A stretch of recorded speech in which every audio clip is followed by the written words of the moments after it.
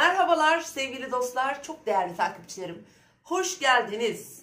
Evet, bugün 29 Eylül 2022 günlük astroloji yorumundasınız ve bugün harika bir haberle başlıyorum güne. Bugün Venüs Terazi burcuna geçti arkadaşlar. 23 Ekim'e kadar hepimiz rahat edeceğiz.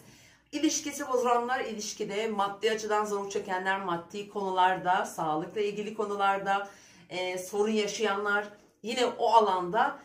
En çok da tabii ilişkilerde ve tabii ki güzellik, estetik, bakım, alışverişler, o anlamdaki konfor ihtiyaçlarımız için çok daha rahat bir süreç yaşayacağız. Zaten bu yılın aslında 23'üne kadar, 25'ine kadar olan süreç, yani Ekim ayının en güzel zamanı olacak kıymetli dostlarım. Terazi burcunda da bir yeni ay yaşadık.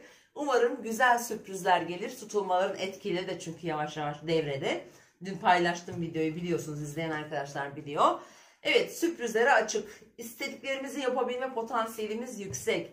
Ve bugüne baktığımda bugün ay yine Akrep Burcu'nda gece yarısına kadar, saat 24.18'de çünkü boşluğa girecek, ama gün boyu hem Plüto'yla hem Merkür'le güzel açıları var. Ve akşam 19 ve 20 arasında Neptün'le bir su üçgenimiz var.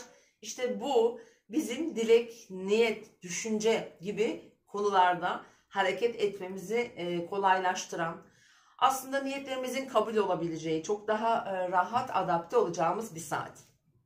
Evet değerli arkadaşlar, şimdi öncelikle bugün sabah saatlerinde hemen şöyle saat tam olarak 09:49'larda Ay Uranüs karşıtlığı var.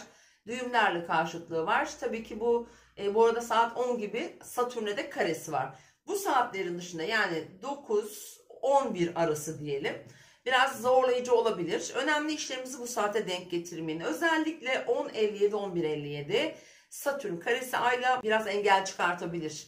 Günlük rutinlerinizde, o an yapmak istediğiniz bir işte, gittiğiniz bir yerde, hedeflediğiniz bir konuda duygusal anlamda da karamsarlık vereceği için bu enerjiyi karşı tarafa geçiririz ve o işimiz ters gider.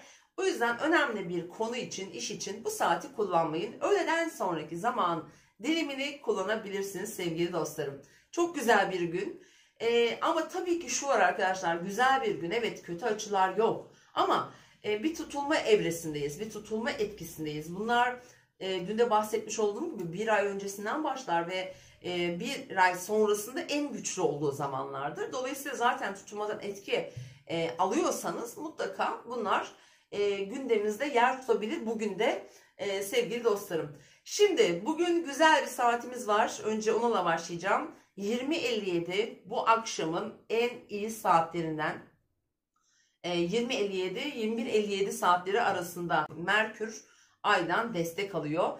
Kendimizi anlatmak, yazmak, ifade etmek, düşüncelerimizi bir doğru şekilde cümlelere dökmek, konuşmak için harika bir zamandır.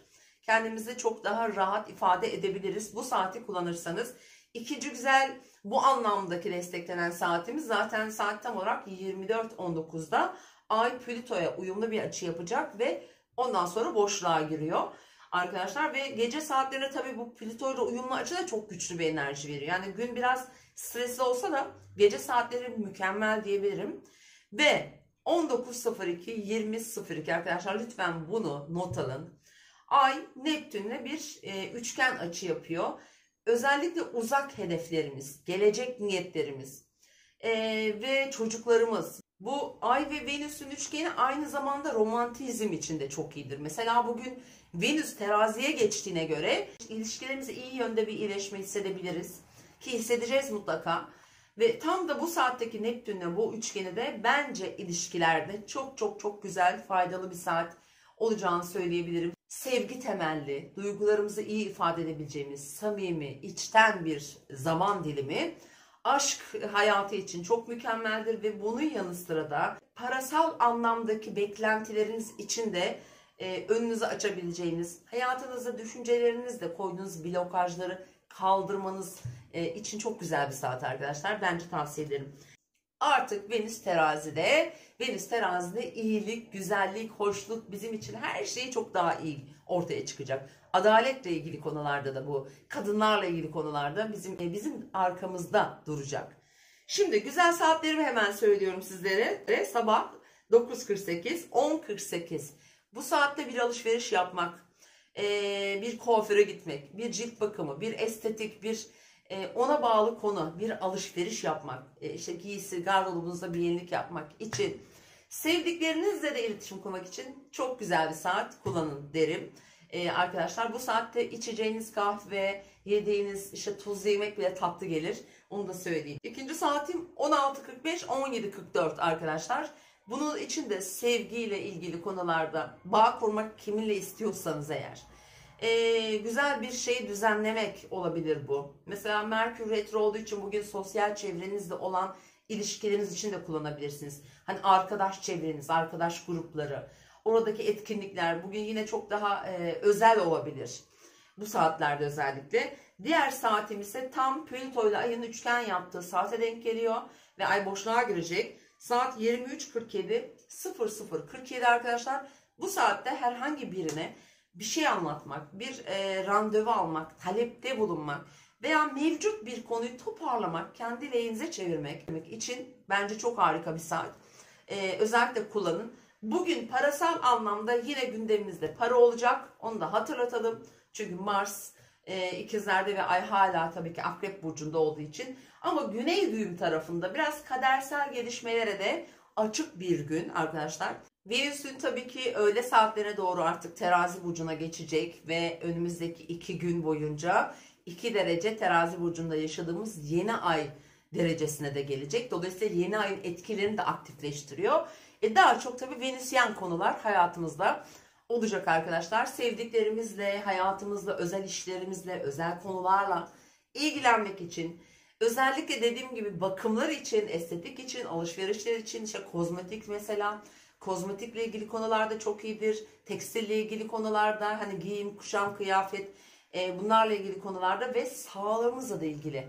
Evet, sağlığımızla da ilgili çok daha rahat bir süreç getirecek arkadaşlar. Çünkü Venüs Satürn'e olumlu açıda, Mars'a olumlu açıda ilerleyecek Terazi burcunda olduğuna. Demek ki Satürn nedir? Hayatımızdaki temel yapı taşlarını dengeye oturtan. Mesela bir sağlık sorununu düzeltir, bir ilişkiyi yoluna sokabilir. Mars da hareket gezegeni olduğu için gerçekten bu ayın, yani Ekim ayının 23'üne kadar Venüs'ün terazi akışını doya doya kullanın arkadaşlar. Özellikle ilişkilerde, aşk hayatınızda harika günler bizi bekliyor söyleyebilirim. Tabii ki arada zor günler de oluyor. Hayat böyle bir şey. Biz hepsini kabul ediyoruz. Yani bu arada tabii hafta sonu cumartesi günü Merkür Retrosu da bitiyor. Gelecek hafta yani pazartesi günden itibaren Merkür de retro olmadığı için tüm bu planları yapmak için harika olacak. Haftalık burç yorumları çekeceğim. Yarın yayınlamış olurum umarım. Çok güzel bir çünkü hafta başı olacak özellikle.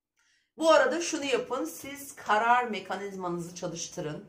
Niyetlerinizi yapın, planlı olun, karar verin. Öncelikle de ne istediğinize karar verin.